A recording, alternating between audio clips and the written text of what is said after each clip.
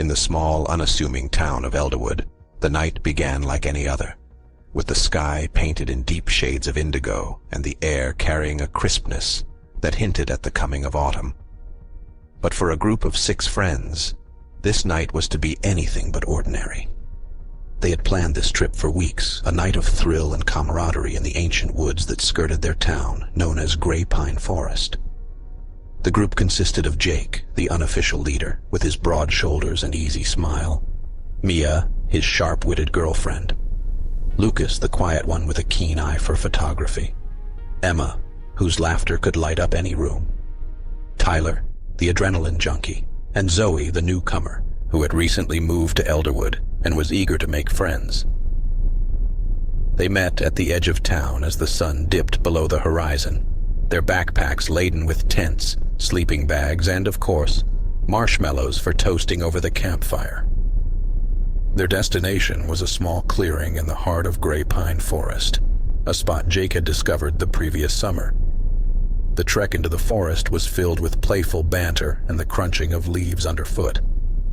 Lucas snapped photos of the twisted branches silhouetted against the twilight sky, while Mia recounted tales of the forest's eerie history. It was said that Grey Pine had once been home to a hermit known only as Old Man Craven, who disappeared without a trace, leaving behind whispers of curses and ghostly apparitions. Upon reaching the clearing, the friends quickly set up camp. The campfire was soon crackling, casting a warm glow that kept the forest's chill at bay. As the night deepened, they huddled around the fire, their faces flickering in the light, and the time came for what they had all been waiting for: the telling of ghost stories. One by one, they shared tales of haunted houses, spectral figures seen in the dead of night, and unexplained phenomena. Emma, with a dramatic flair, told the story of a mirror that held the spirit of a vengeful witch. Tyler spoke of a shadowy creature that roamed the highways, preying on unwary travelers. As the stories grew darker, the forest seemed to lean in closer, the sounds of rustling leaves and distant howls mingling with their words. Zoe, the last to speak, hesitated before beginning her story.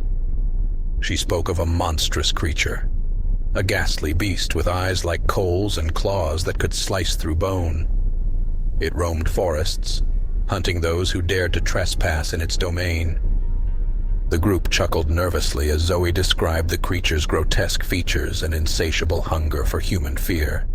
But their laughter died in their throats when a sudden sharp crack echoed through the trees. Silence fell, each one holding their breath, eyes darting to the shadowy woods that surrounded them. Jake was the first to stand, trying to pierce the darkness with his gaze. "Probably just a deer," he murmured, though his voice lacked conviction. As they settled back around the fire, trying to regain the comfortable camaraderie of earlier, the unease lingered like a thick fog. They didn't notice the pair of glowing eyes watching them from the darkness, nor the hulking shape that moved with unnatural silence through the underbrush. It was only when the creature stepped into the flickering light of the campfire, its horrifying visage clearer than any story could capture, that the friends realized their night of horror stories had become a night of true horror. The beast from Zoe's tale was no longer just a story. It was there, in the flesh, and the hunt had begun. As screams tore through the night and chaos erupted around the campfire, 2 thoughts ran through everyone's mind: survive the night and escape the woods, but as they would soon discover, not all of them would make it out alive. Panic seized the group as the creature emerged into the light of the campfire, its grotesque features more terrifying than anything Zoe had conjured in her story. It stood on twisted limbs, towering over them, its body covered in matted fur and its eyes burning with a malevolent glow. The air seemed to grow colder as it breathed, a sound like the wheezing of a broken bellows. Jake reacted first, grabbing a burning log from the fire and brandishing it at the creature. "Back off!" he shouted, his voice cracking with fear. The beast recoiled slightly from the flames, but did not retreat into the darkness of the forest. Mia grabbed Zoe and pulled her back, whispering urgently, "We need to run, now!" The reality of their situation was setting in. They were not characters in one of their ghost stories, immune to the consequences of the night. This threat was real and lethal. Without waiting for Jake's agreement, Mia led the charge, pulling Zoe along as she sprinted into the trees. Tyler and Emma followed, their breaths coming in short, terrified gasps. Lucas hesitated, looking back at Jake, who was still facing off with the creature. "Jake, come on!" Lucas called out, his voice laden with desperation. With a final defiant yell, Jake threw the burning log at the creature, which let out a guttural growl as the flames singed its fur.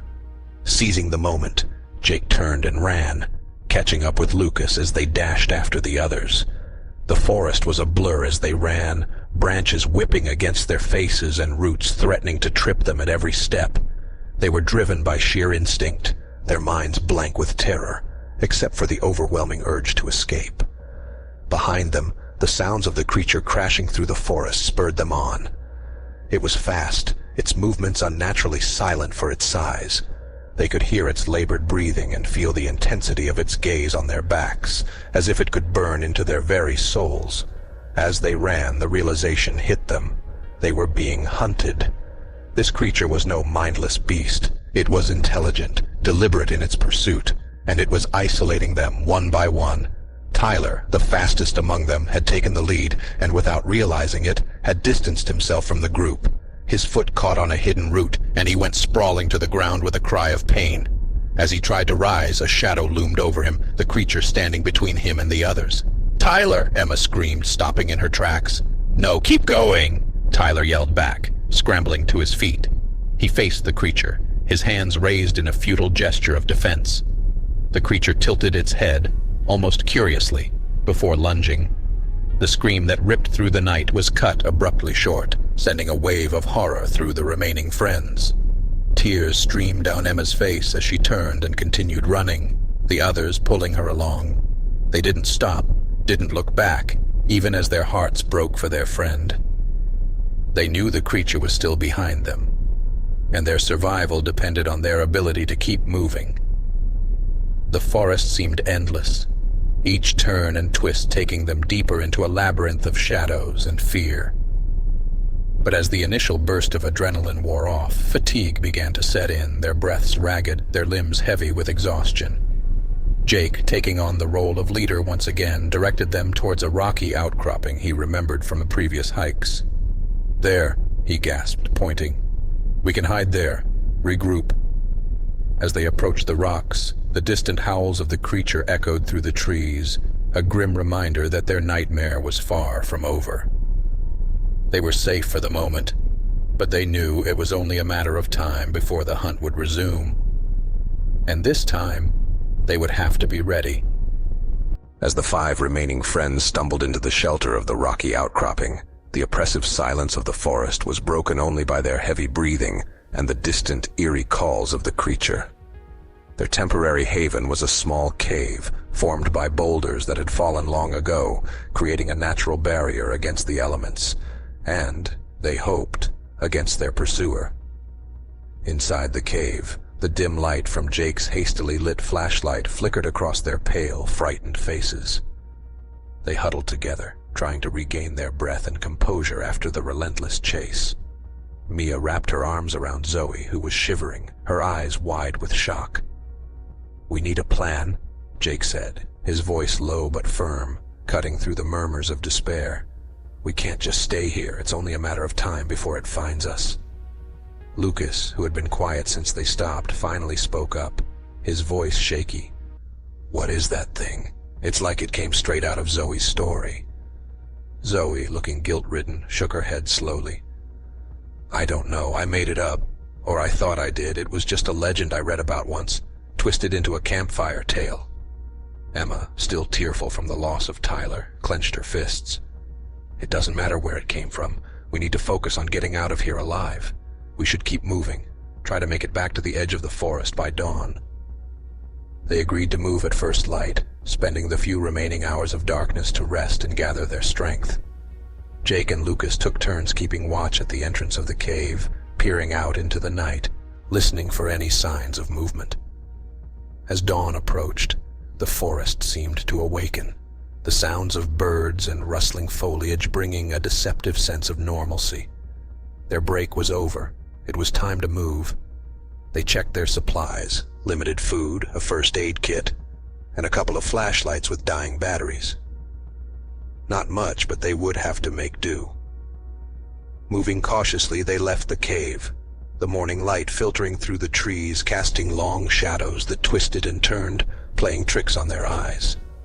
Every rustle of leaves, every snap of a twig, sent jolts of fear through their tired bodies. They made their way toward what they hoped was the direction of the town, guided by Jake's memory of the forest's layout. The terrain became rougher, and the underbrush thicker, slowing their progress. As they pushed through a particularly dense thicket, a sudden realization hit them. They were not alone. A low growl resonated through the air, and they froze in place. The creature was nearby, stalking them once again. Its presence was oppressive, a palpable force that seemed to suck the air from their lungs. "It's circling us," Lucas whispered, his eyes scanning the surrounding trees. "It's playing with us." Panic threatened to set in again, but Mia's voice cut through the tension. "Keep moving. Don't let it see we're scared." Her voice was surprisingly steady, each word a defiant challenge to the fear that gripped them.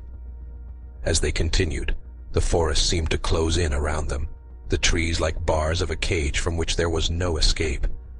They stumbled upon a small clearing, and without warning, the creature charged from the underbrush directly at them. Reacting instantly, Jake and Lucas threw themselves at the beast with shouts of defiance, trying to give the others a chance to escape. The creature swatted them aside like rag dolls, its strength terrifying.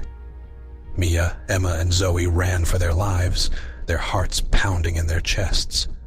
Behind them, the sounds of struggle faded, replaced by a horrifying silence that was worse than any scream. As they ran, the harsh realization that they might never see their friends again weighed heavily on them. But there was no time to mourn, no time to look back. Their only hope was to keep moving, to survive, and to carry the memory of their friends with them out of the dark heart of Grey Pine Forest. The forest seemed endless, its dense foliage a maze of shadows and deception. Mia, Emma, and Zoe pressed on, their bodies fueled by adrenaline and fear. With each step, the horror of what had occurred weighed heavily on them, but they dared not stop, dared not give the beast another chance to strike. The early morning light did little to penetrate the thick canopy above, casting an eerie twilight that matched their somber mood. They moved in silence, each lost in their own thoughts, mourning Jake and Lucas in the quiet despair of their hearts. As they navigated the uneven terrain, Emma stumbled, her foot catching on a root. She fell hard, her cry of pain echoing through the silent woods. Mia and Zoe quickly helped her up, checking her ankle, which was twisted painfully. "We can't go fast anymore," Mia said, her voice thick with frustration. "But we can't stop. It's still out there." Zoe, looking around nervously, spotted a narrow animal trail. "Maybe we can use this. It should be easier to walk, and we might cover ground faster." Helping Emma between them, they followed the trail which meandered through the underbrush and into denser parts of the forest. Every noise startled them, a constant reminder that the creature could be lurking nearby, waiting for another opportunity. As they moved, Zoe's mind raced. The beast seemed connected to her story, but how? Was it possible that her tale had somehow brought the creature to life, or had it always existed, the story merely a forgotten truth passed down through generations? Lost in her thoughts, Zoe barely noticed when the trail opened up into a small clearing. Old, gnarled trees circled the space, their branches stretching out like twisted arms. In the center, a dilapidated cabin stood, its wood weathered and gray, as if it had been forgotten by time. "Look," whispered Emma, pointing towards the cabin. "Maybe we can hide there, just until we figure out what to do." Approaching cautiously, they entered the cabin. Inside, it was dark and musty, with a thick layer of dust covering everything. Old furniture lay scattered about, and a cold fireplace added to the bleak atmosphere. They barricaded the door with a heavy table and settled in, trying to make the best of their grim sanctuary. Mia explored a bit and found an old moldy bookshelf with a few scattered books. Flipping through them, she discovered they were journals, dating back decades. "These might tell us something about the creature," Mia said, her interest piqued despite their dire situation. As she read aloud, the entries revealed the cabin had once belonged to a hunter, who had spoken of a creature in the woods, a guardian of the forest that punished those who trespassed with ill intent. The descriptions matched the beast haunting them. "It's protecting the forest," Zoe realized, a chill running down her spine. "And we're the intruders." They pondered their next move, knowing they needed to leave but fearful of attracting the creature's wrath again. As they discussed, a sudden noise outside startled them. Peering through a crack in the boarded-up window, they saw it, the creature, pacing at the edge of the clearing as if waiting. "It knows we're here," Emma whispered, terror evident in her voice. They retreated from the window, hearts pounding. The realization that the creature was intelligent and possibly vengeful made them rethink their escape. They needed a plan, one that would allow them to leave the forest without further angering the guardian beast. As night began to fall, they prepared themselves. Using bits of information from the journals and their own understanding of the forest, they planned a route that would take them to the least dense part of the woods, avoiding known paths and hopefully escaping the creature's territory. "We have to try," Mia said, determination setting in. "We owe it to Jake and Lucas." With the darkness as their cover and a newfound resolve, they opened the cabin door, stepping into the cold night, ready to face whatever the forest held. The creature's eyes, glowing faintly in the distance, watched them as they began their tentative journey towards freedom. Under the cloak of night, Mia, Emma, and Zoe moved with quiet urgency. Each step was taken with care to avoid the crunch of dry leaves or the snap of twigs that might give them away to the lurking predator. The moon, partially obscured by scudding clouds, cast an unreliable light that created as many shadows as it dispelled. Their chosen path led them deeper into a part of the forest none of them had explored before. It was wilder here, the trees older, their massive trunks and sprawling roots like the ancient guardians of a secret world. The air was cooler, filled with the scent of moss and decay, a reminder of the forest's perpetual cycle of life and death. Zoe, leading the way with a flashlight she kept dimmed and directed at the ground, paused frequently to check their bearings. The old hunter's journals had mentioned a natural landmark, a creek that flowed clear and cold, winding its way through the heart of the forest. If they could find it, they could follow its course to the edge of the woods. As they approached a steep incline, the soft murmur of flowing water reached their ears. Heartened, they quickened their pace, but as they neared the bank of the creek, Emma stumbled, her flashlight swinging wildly.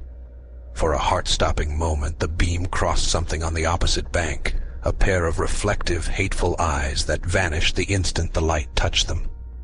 They froze, every muscle taut with fear. Mia's breath came in short, sharp gasps. "It's here," she whispered, her voice barely audible over the sound of the creek. "We have to keep moving," Zoe insisted, her voice a mix of fear and resolve. "It's watching us, testing us. We can't let it think we're easy prey." Crossing the creek proved difficult. The water was colder than they expected, its current stronger. Clutching each other's hands, they waded through, the water soaking their clothes and chilling their skin.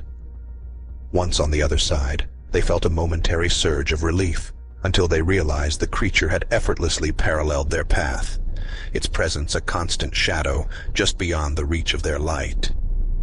Pushing forward, they relied on the natural barrier of the creek to guide them, hoping it would offer some protection. The terrain became rougher, the forest denser. Branches tugged at their clothing, and unseen roots threatened to trip them.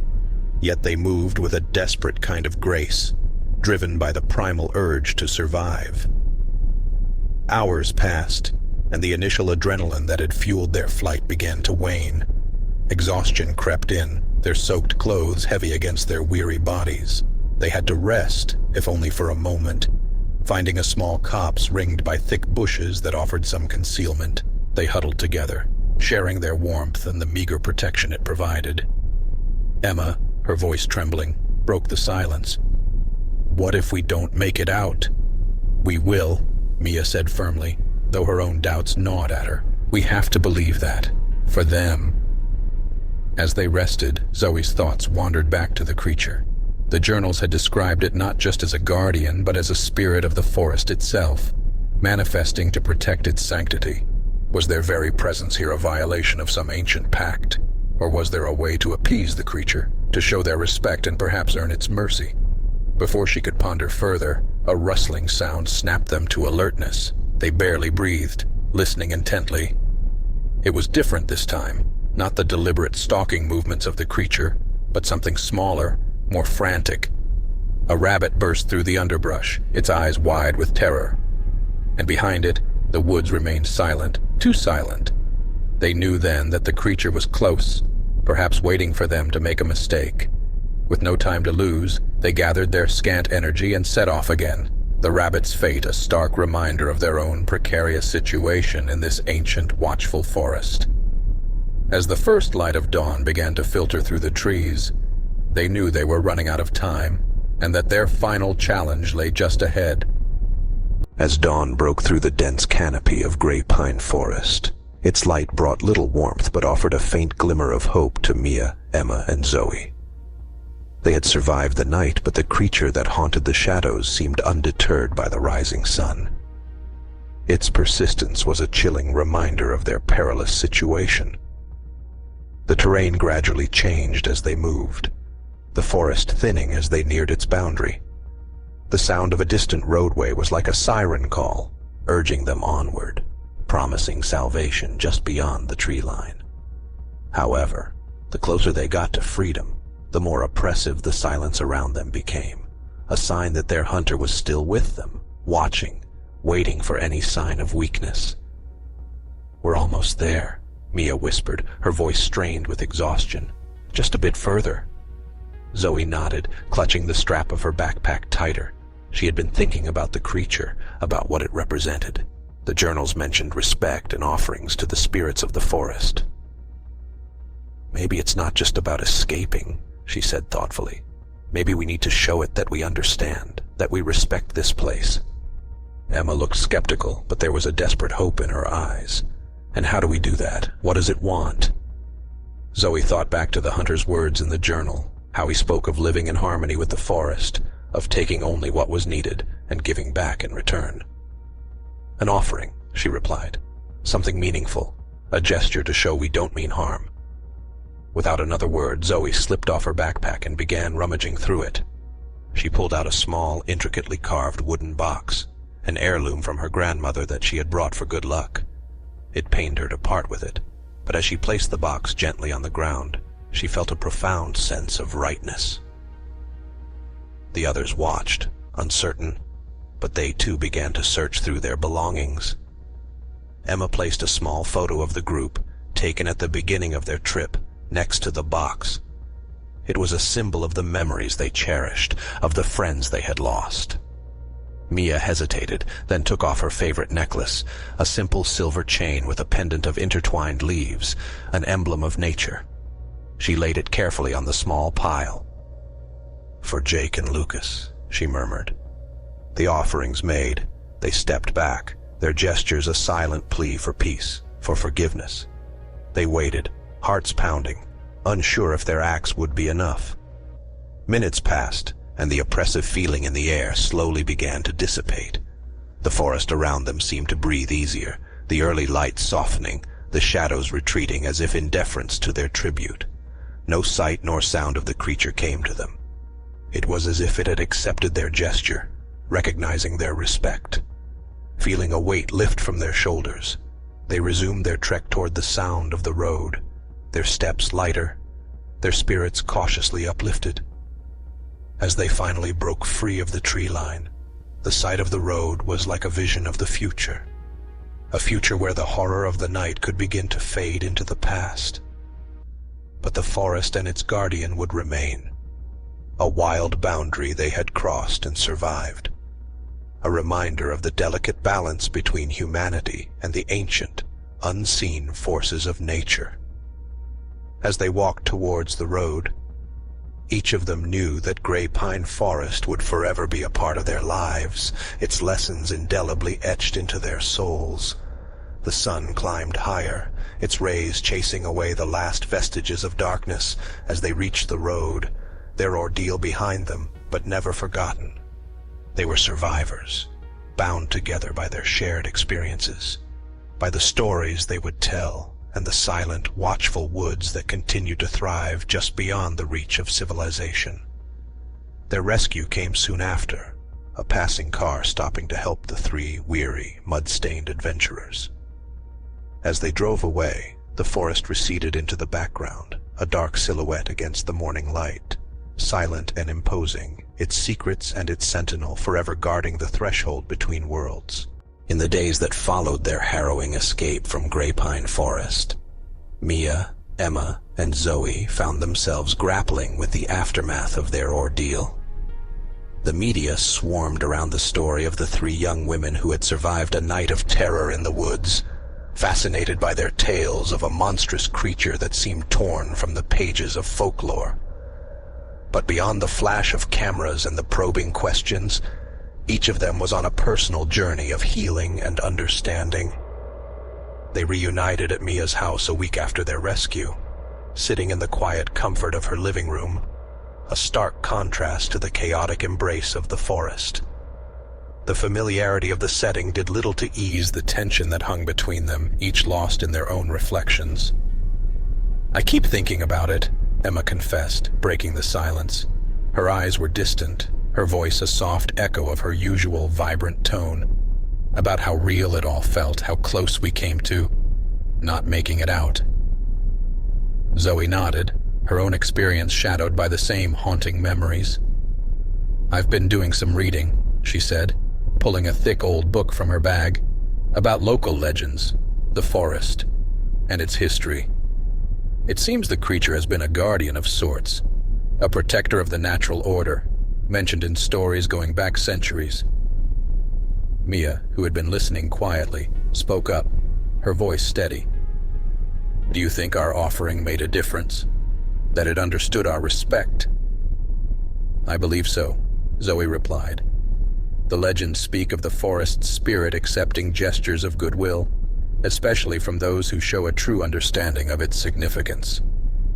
Maybe in its own way it let us go because we recognize that."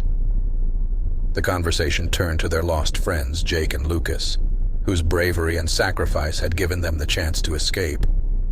Their absence was a void no words could fill, but in sharing their grief, the women found a measure of solace. "It's hard," Mia said, tears glistening in her eyes. "Every day I expect Jake to walk through the door, laughing and telling us it's all some crazy joke. But he's not coming back. None of this feels right without him." Emma reached out, taking Mia's hand. "They saved us. They did it because they loved us. We owe it to them to keep going, to live the lives they can't." As they comforted each other, the doorbell rang, pulling them from their somber reflections. Mia answered it to find a delivery man with a large envelope. Curious, she signed for it and brought it back to the living room. Inside the envelope were documents and a letter from a local historical society. They had heard of their story and offered condolences for their loss, but they also shared something unexpected, a map of Grey Pine Forest and a collection of old photographs showing various landmarks within it. One photo in particular caught their attention. It depicted the same old cabin they had used as a sanctuary, dated over 50 years ago. On the back, written in faded ink, was a note, "Guardian's Watch, where peace was made." "The cabin," Zoe whispered, realization dawning. It wasn't just a place to hide. It was a significant part of the forest's history, maybe even a place where others had encountered the creature and survived.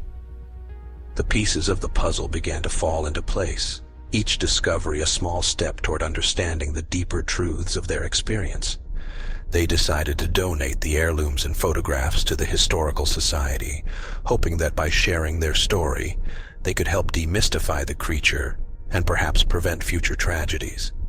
As they planned a memorial for Jake and Lucas, the three found a new purpose in their bond, forged through adversity and loss. They were no longer just survivors, but keepers of a profound secret, guardians of a story that would continue to be told, resonating through the ages as a testament to the thin and often blurred lines between myth and reality. Sitting together, they looked out at the setting sun, its light fading into the evening sky. The world outside went on, oblivious to the depth of their experience.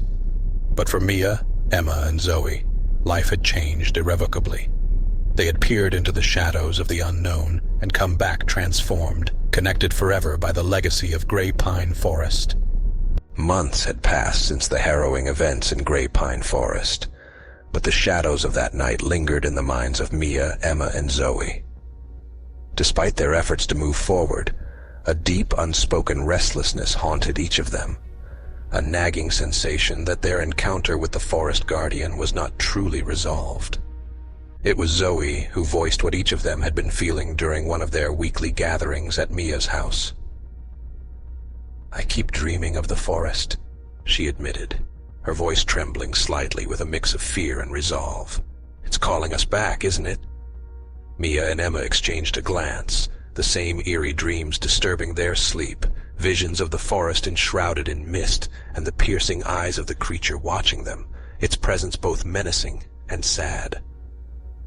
"We left something unfinished," Emma said, her voice a whisper. "Maybe we need to return to face it once more." The decision was made with a mix of dread and determination. They would go back to Grey Pine Forest, to confront their fears and perhaps to find closure. On a chilly evening, as autumn bled into winter, they stood once again on the threshold of the forest. The trees welcomed them with a silent, ominous whisper, the leaves rustling like soft murmurs of the past. As they walked deeper into the forest, the familiarity of the path twisted with new apprehensions. Night fell quickly, and with it, the forest seemed to close in around them, each shadow and sound magnifying their fears. They reached the old cabin just as the moon rose, its pale light casting long, sinister shadows. Inside, the cabin was just as they had left it, untouched by time or human presence. They lit a small fire in the old hearth, the flickering flames casting eerie dances of light and shadow across the walls. As the night deepened, they began to speak of their memories, of Jake and Lucas, their voices low in the haunting silence of the cabin. It was then that the air shifted, the temperature dropping, as a palpable sense of something approaching filled the space. The door swung open with a groan, and there, framed by the moonlight, stood the creature, its eyes glowing with that same haunting mix of intelligence and wildness. But there was something different, a sense of recognition, of understanding. Zoe stepped forward, her voice steady despite her trembling body. "We came back to understand why you chose to let us go, and what you want from us now." The creature's gaze held each of them in turn, its presence overwhelming yet not immediately threatening. Then, slowly, it stepped aside, its body language inviting them to follow. Led by the creature, they walked through the forest, the landscape eerily silent except for the crunch of their steps on the forest floor. They arrived at a clearing they had never seen before, where the moonlight illuminated ancient stone ruins, overgrown with moss and ivy. Here the creature stopped, and with a surprising gentleness, it placed something on the ground before them. It was an old, leather-bound book, worn by time. As Zoe picked it up, the creature retreated into the shadows, its eyes lingering on them one last time before disappearing into the night. Opening the book, they found it filled with writings and drawings that depicted the history of the forest and its guardians. The creature, they learned, was one of many, a sentinel created by ancient rituals to protect the forest from those who would harm it. As they read, understanding dawned. The creature had tested them, challenged their respect for nature's power and sanctity. By returning, they had proven themselves not as invaders, but as part of the forest's ongoing story. With new respect and a profound sense of peace, they left the clearing, the book in their possession a token of their changed relationship with the forest. The guardian had become, if not a friend, then a respected entity in their lives, a reminder of the delicate balance between human intrusion and natural dominion. As they exited the forest, the first light of dawn was breaking, the night's darkness lifting in a symbolic release of their fears. They were changed, not just by survival, but by an understanding that some mysteries, some ancient guardians, are not to be feared, but respected and preserved. Grapevine Forest remained behind them, silent and watchful, its secrets safe, its guardian ever vigilant. And for Mia, Emma, and Zoe, life moved forward, enriched by the knowledge that they had faced the heart of darkness and found light.